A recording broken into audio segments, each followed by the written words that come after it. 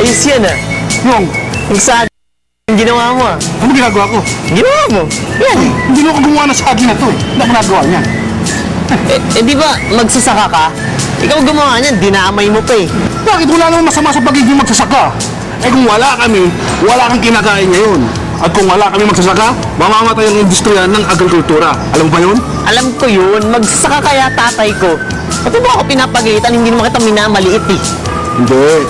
Hindi mo ba alam na ang halaga ng sektor ng agrikultura sa pag-unlad ng ekonomiya? Kapag pinabayaan natin ang sektor na ito, napakaraming manggagawa ang mawawala ng trabaho. Tignan mo itong graph na to. 35.1% ng lahat ng manggagawa ay galing sa sektor ng agrikultura.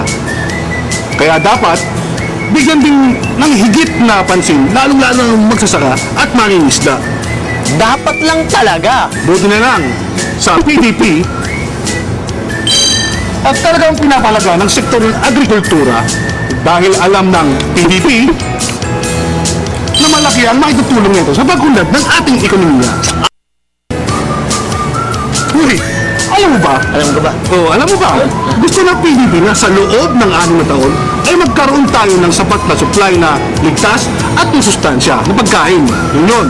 Gusto rin ng PDP na pataasin ang kita ng magsasaka. Teka. Tama ba ako? Pagka nagkaroon ng sapat na supply ng pagkain, hindi na natin kailangang mag-angkat ng pagkain mula sa ibang bansa. Dapat lang bawasan na natin ang pag-angkat ng mga produkto sa ibang bansa. Kung kaya naman punuan ng Filipino products ang demand, bukod pa sa lumalabas na pera natin sa pambayad sa yung supplier natin sa ibang bansa, hindi ba tayo makakasiguro kung ligtas at masustansya ang mga to? Pero dapat may responsible din yung mga Filipino suppliers na yan na itaas yung kalidad ng kanilang produkto at gandahan ang sistema ng produksyon at distribution para maging maganda ang presyo ng consumers. Paano kung laging nasisira ng bagyo ang mga pananim? Hindi mag-aangkat na naman tayo ng mga pagkain. Kaya dapat lagi tayong handa sa pabago-bagong klima at nakasaad PDP. Dapat gumamit tayo ng makabagong disenyo ng irigasyon, drainage system at iba pang pasilidad. Importante din na magkaroon ng maayos na farm to market roads. Tama ka dyan. Alam mo yung kapitbahay namin sa probinsya, yung sakahan nila, laging lugi eh. Bakit mo lagi lugi? Kasi, sariwa nilang pinipitas yung mga talbos ng kamote. Pati yung mga saging. Pagdating na sa palengke, well-nourished na. Ibig sabihin, latang-lata na. Wala na maangkat ng gulay mula sa kanila. Bakit naging malnourished yung saging mo? Ay, Israelanta. Wala kasi silang maayos na farm-to-market roads. Kailangan pa nilang maglakad ng 3 oras. Can you imagine? 3 oras mula sa kanilang taniman papuntang palengke. Kaya yun, negosyo.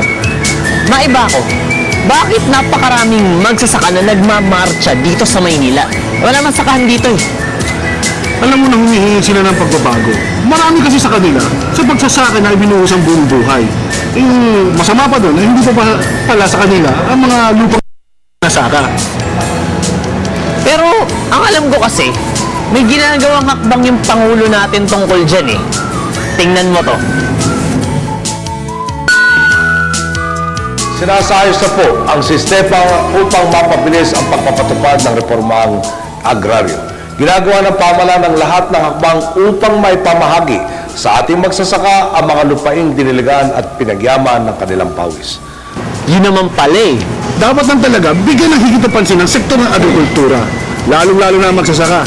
Mabuti na lang, may PDP. Kukunti na lang ang nag-arali sa Mindiola at sa Department of Agriculture.